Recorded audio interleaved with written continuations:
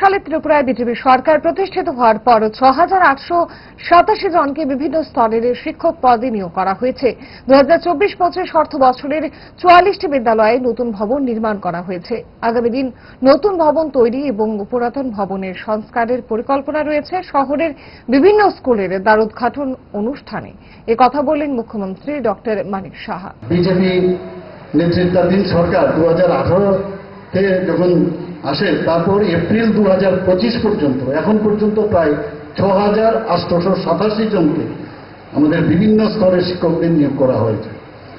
2024-25 সালে শিক্ষা দপ্তরের এখন পর্যন্ত প্রায় 44 বিদ্যালয় নতুনভাবে নির্মিত হয়েছে।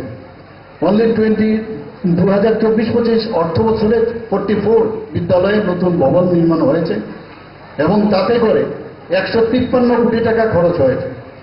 2025-26-এ 30টি বিদ্যালয় আরো নতুনভাবে তৈরি করার আমরা চিন্তা ভাবনা আছে এবং সেখানে সেকেন্ডারি এডুকেশনের 26টি, এলিমেন্টারি এডুকেশনের 4টি এবং 2025-26 অর্থ বছরে আরো 30টি বিদ্যালয়ে নতুনভাবে আমরা ভবন আরো নির্মাণ করার চিন্তা ভাবনা আছে। তাতে করে প্রায় 264 কোটি টাকা খরচ হবে।